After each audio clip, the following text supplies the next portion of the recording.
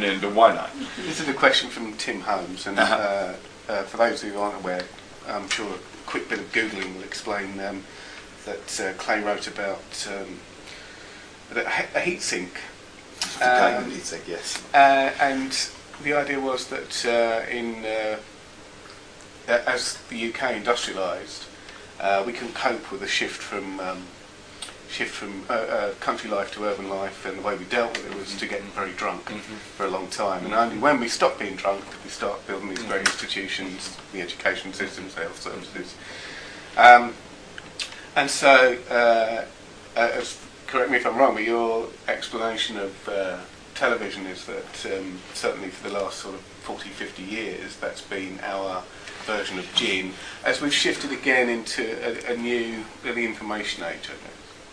And it's been our way of coping with... Yes. Now, one asterisk on that is it's not so much the fact of gin and the fact of television, it's the fact of the gin craze. The hard thing to explain is not why people drink gin. It's quite tasty. The hard thing to explain is why in the early 1700s gin consumption went through the roof. And it went through the roof mainly in London, which was the city that was whose population density was expanding most dramatically. It wasn't a rural phenomenon, and it was only a minor phenomenon in the industrial centers of the Midlands. It was really where the population density was growing. And in a way, and the same thing is true of television. The hard thing to explain is not why people watch television. There's some funny stuff on, there's some interesting stuff on, why not? It's why did it become a half-time job for every citizen of the industrialized world? Why is it 20 hours a week for everyone to a first approximation in industrialized nations? And so it's the gin craze and the 20 hours a week of television watching that needs explaining, not gin itself and television itself. Yeah.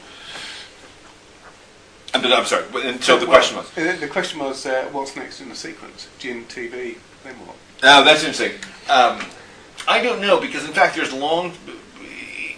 are long periods in which there is none of that kind of dissipation. What I think, what was next in the sequence, interestingly, about the gin craze, is that there were 30 years in which Parliament essentially tried to put the cork back in the bottle, both literally and figuratively. They said, they passed all of these laws essentially trying to replicate the morals and behaviors of pre-industrial society. In particular, people were scandalized that women were drinking gin, right? And this, no good could come of this, as you can imagine the thought at the time. And it was really only 30 years later, in the 1750s, when there was a kind of capitulation on all sides, that there was not going to be any way to preserve the pre-industrial environment of London, that in fact civic institutions were going to have to be developed that dealt with the fact that there were all of these people living cheek by jowl in what had been, certainly not a sleepy little town, but what had been a fraction of its size by 1750. There is a similar sense among, there's a group of kind of on the scale, sort of pessimist to Luddite writers. Nick Carr is the only one of that group actually worth paying attention to, but there's a bunch of them, Gorman, Keane, Bierkerts, Lee Siegel, all of whom have the same rough attitude, which I'm not against digital technology per se, I just think we should acquire only as much of it as won't change society.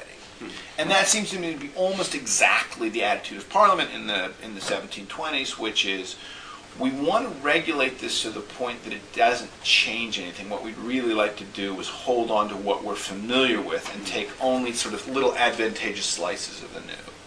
And it seems to me that what's at the end, not of television itself, but at the end of, I'm going to watch television 20 hours a week, is participatory media that rewards not just consumption but also production and sharing. And what we're entering into now, I mean, again, now in the sense of a historical generation, is a massive period of experimentation with what kinds of amateur production and what kinds of global sharing actually work well.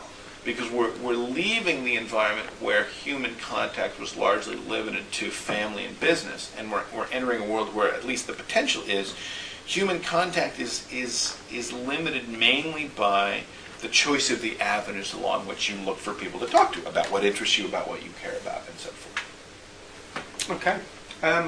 I think that how long have we got? 35 minutes. Oh, well, I'm already over time, so we'll draw that to a Very good. conclusion. So All right. Thank you very much. Very good. Thank you, Dave. Thank you. Yeah, it's great.